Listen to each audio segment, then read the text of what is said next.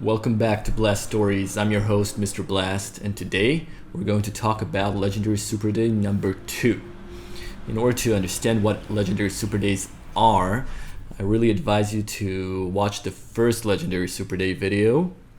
But in general, the first Legendary Super Day was an attempt to do acid at a really fun, regular activity in the real world. Surrounded by families, children, whatever it is, and not the usual festival or party or nature environment where you used to do acid. And the main thing that I'm trying to say is that as far as I'm concerned, we passed the test. The experience was amazing, totally worth it. We had a lot of fun. We could, if we wanted, blend in. And even though we were just totally tripping, everyone coped fairly well with that challenge. So now it was time to think more legendary. And one of the first things that comes to my mind and for a must activity is skydiving. Okay, skydiving is just one of those things that you always joke around that it will be super epic to do it on acid, and just the idea of getting on a plane and jumping off it when you're tripping balls sounded just legendary to me. Just to make sure not me or any one of my friends knows how to skydive. Okay, the purpose was to do a tandem jump where you're connected to a instructor that does all the technical opening up the parachute and everything himself, and you just need to stay attached to him, which sounds pretty doable for me, even though you're on acid, So this activity of the skydiving was the main dish that has to be done, okay? But eventually skydiving is just like a 2-hour activity, max. As you know, the acid trip is much longer, so I had to think about other legendary activities to fill in the day. That's the whole purpose of a legendary super day. In addition, unlike in the first Legendary Super Day where both of the activities were in close proximity of each other, here the skydiving, the main dish, was far from anything else. So I knew that we will have to do some driving, which is an activity that is not recommended on acid. So we did have a sober driver, because we're responsible. So let's start with the Legendary Super Day itself, shall we? The jump itself was scheduled at 3 p.m. Acid usually takes about 30 minutes to an hour to take effect, and I really didn't know how long will it take the whole procedure after we get into the skydiving club, and I also didn't know if it will be comfortable to do it there. So I knew that I really prefer us to take the acid and get into the skydiving club when we're already tripping, just in case. You don't really want to do this skydive and eventually not be tripping by the time you do it, right? So we got there pretty early, and immediately when we arrived, we start seeing a lot of bikers, okay, all moving in the same direction. And we had plenty of time on our hands, so I thought might as well investigate where it is they're going. And it turns out that just 10-minute drive down the road, there was a big bikers party or gathering or whatever it was. It was kind of this bar, and there were about 100 bikes outside, something like that.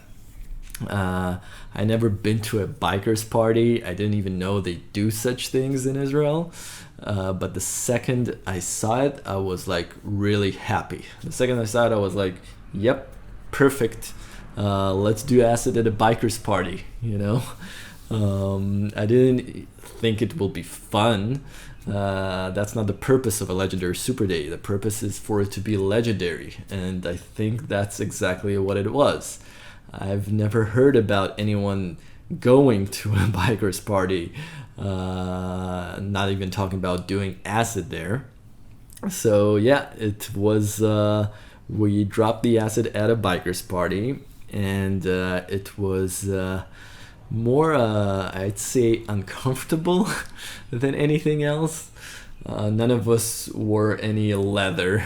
Okay, we're sort of sticking out, and bikers are more like alcohol people, you know. Uh, Mostly what everybody were doing was drinking and then like show off each other's bikes. But it was interesting, and and it was really interesting to find out that many of the bikers community in Israel are actually cops. I remember seeing a lot of heavy Harley Davidson bikes and so on with police unit stickers on them, like saying which unit you're from and so on. Yeah, that made it even more weirder to do acid there, but still pretty cool. And we stayed there as long as like we could to soak in the atmosphere. And then when the time came and we started feeling the acid, we went into the main course, which is the skydiving. So once we arrived to the spot, we had to start filling in forms. You know, that was pretty challenging on itself on acid. We had to sign that you didn't do any drugs or alcohol in the last 24 hours. Yeah, and then each of us was partnered with an instructor, and I knew that this is going to happen, right? So from the beginning, we talked, and I told everybody that, listen, the second that we get into the skydiving club, there must not be any talk of acid. Okay, there's no like checking how do you feel, checking if you feel it, nothing. It's too dangerous. We can't talk about it at all once we're there, especially in the presence of like instructors, right? That's supposed to jump with you. They must not know about it. So basically, you're in this situation where you have an instructor. Each of us had its own instructor that is constantly chit-chatting with you, you know, teaching you what it is you need to do and filming you with a GoPro, because later they offered to sell you the video. So you really need to like look and talk as if you're not tripping. It's really important for Legendary Super Days. You need to keep it cool and chatty and following instructions. It was a really interesting challenge. Okay, challenging. They teach you whatever it is you need to know for a tandem jump, and then they drive you to the airport. I remember already on the drive, I was like, we were tripping hard. Okay, and now that I think about it, I did not expect it at all. I was sure that like the skydiving club has its own little like landing strip, but all of a sudden you're tripping and you're inside an airport. Bonus, right? Really interesting. You need to keep it cool, looking at your friends tripping. Every now and then you exchange like wide eye open looks of like, you know, like, yeah, you feel, yeah, okay, yeah, like that. And then you all get on the plane. Okay, I got on the plane first because I really wanted to be there to see all my friends jump before me, and in case somebody like panics or flips or whatever, I wanted to be there in order to be able to help. So I'm sitting in the back looking at my friends forced to like chit chat with their instructors. I did the same with mine, And you can see it all on the video of the skydive itself. By the way, I bought it, and I'll show it at the end of this video. You're welcome to see it. And on the plane, I remember, whether it was the fear or the excitement or just flying in the sky now that you're tripping, I think that was the point where I felt the acid the strongest. Okay, I remember looking outside of the window and getting really tripped out by the curve of the earth. Okay, really like understanding how round is this ball that we live on. I remember seeing all the sea in like purple colors, and the texture of the waves that were constantly moving was like really, really trippy. And going through clouds was like, wow. I remember really thinking to myself, how will it be to like fall through a cloud, or the resemblance to marshmallows. And then eventually they opened the door, and I start seeing all my friends dropping like one by one, and eventually comes my turn. So we scoop over to the edge of the airplane, and I remember that this is by far like the scariest point of skydiving itself, that you're supposed to like fold your legs under the plane, and the only thing that like keeps you on the plane is the fact that you're attached to your instructor, and then you just fall, okay, and right in front into nothing. It's like very intense 5 seconds where the adrenaline levels go up really, really fast. We jumped from, I think it was 11,000 feet. It means that you have like about 40 seconds of free fall. And during that time, I must say, big surprise, I don't know if there is much difference between doing it on acid and doing it without. Okay, the amount of adrenaline that is in your body is so big that your body is just in such a powerful survival / awareness mode that I think it just totally ignores the acid. It was really, really interesting to figure it out later on. Only after the instructor opened the parachute and I had some time to relax and like we weren't moving that fast. Only then I started noticing more and more how the acid is slowly coming back.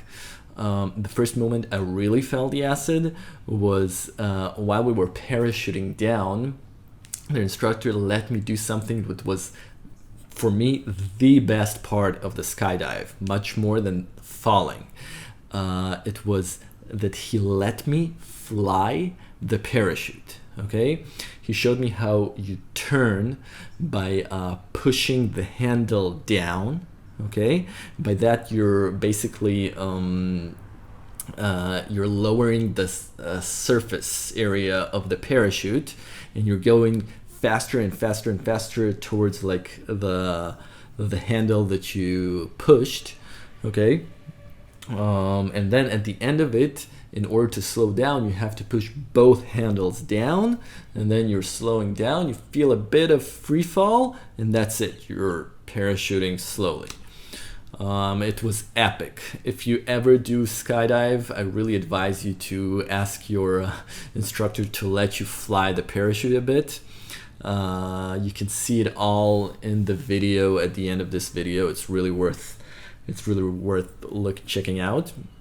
And then after we finished like turning around and flying a bit, we were just parachuting down, relaxing, enjoying the view.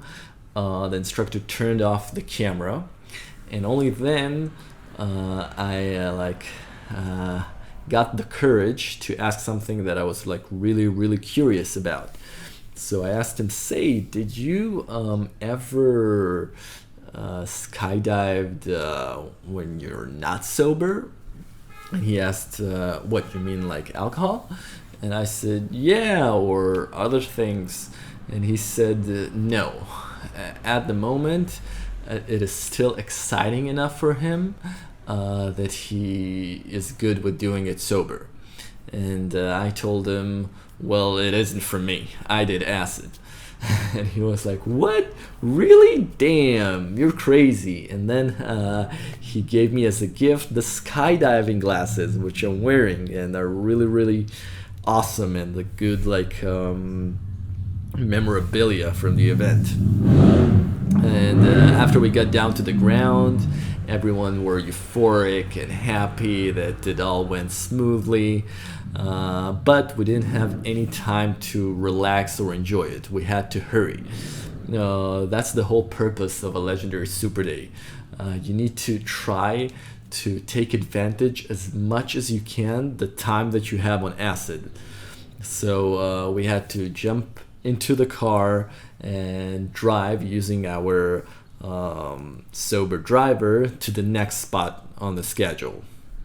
And the next spot was a VR escape room.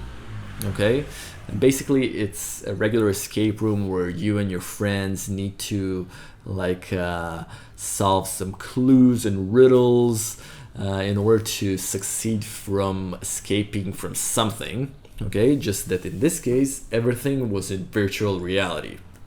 We got into this room where there were 5 laid back, really cool gaming seats, and they were all placed in a circle. Each of us got VR glasses and a headset in order for us to be able to communicate easily with each other. And you also got whatever it is you get with VR Oculus, like joysticks in your hands, so that the VR knows exactly where your hands are. And then they launch you into virtual reality. So the story was that we were inside this international space station, and I think that what happened is that it got hit by asteroids or something, and then we have to escape it. The oxygen is running out. There is a fire somewhere that we have to put down. Really intense story. And I remember that if you hold your right hand up, then you're shooting laser in VR. If you're holding your left hand up, then I think it's like opening a door or something like that. And if you're holding both of your hands up, then you're flying. You're flying in virtual reality, because there is no gravity at the space station, right?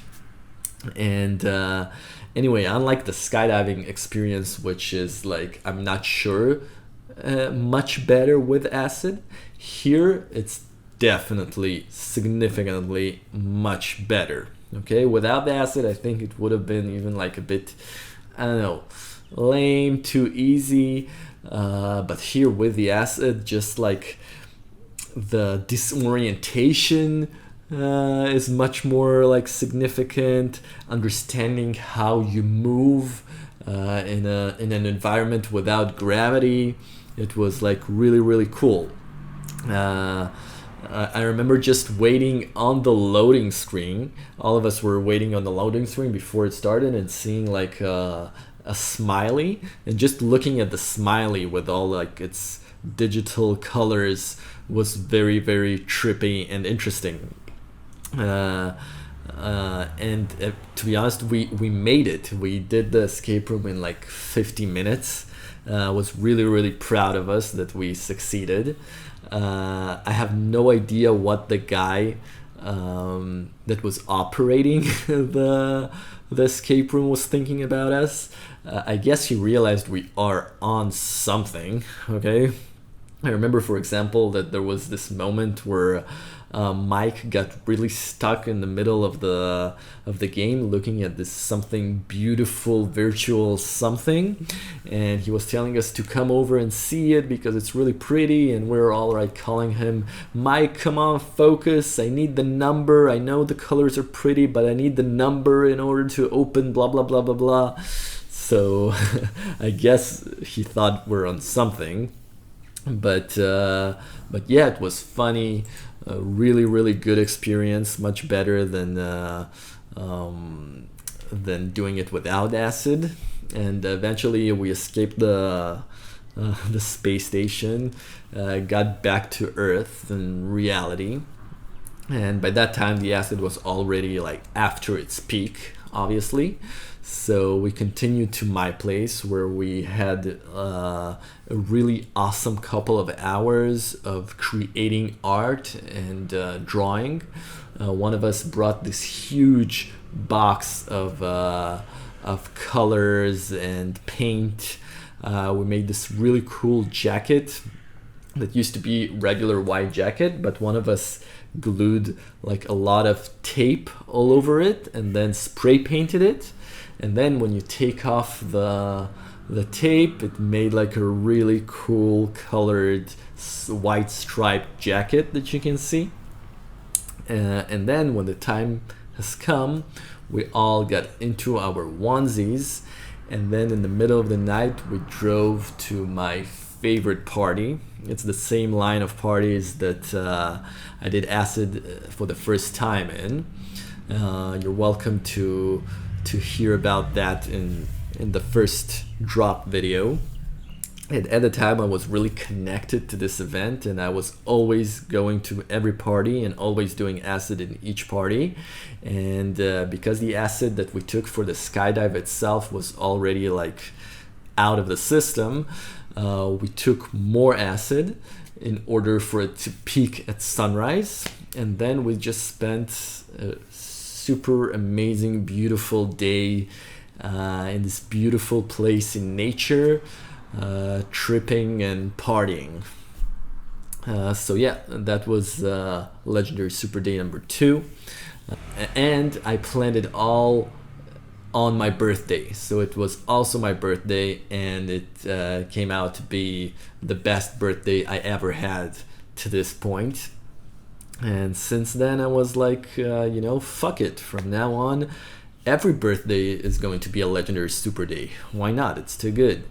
And that's how it was.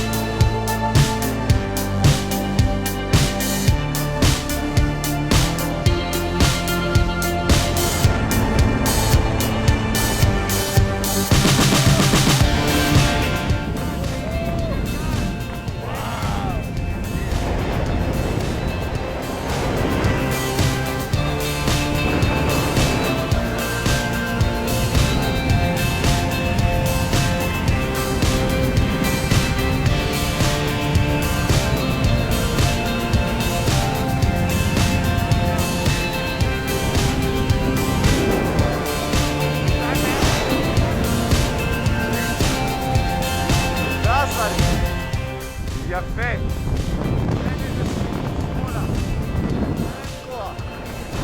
שלוש.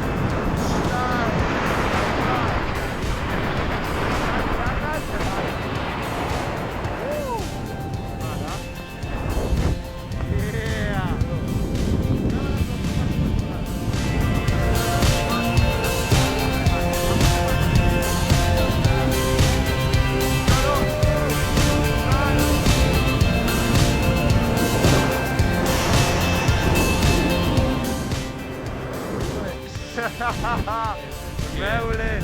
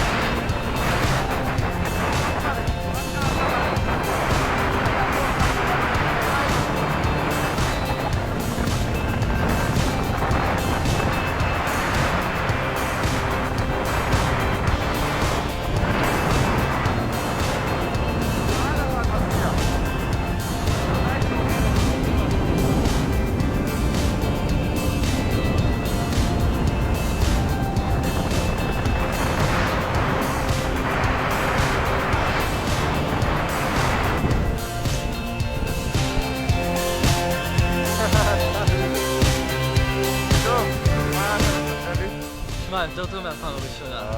יפה.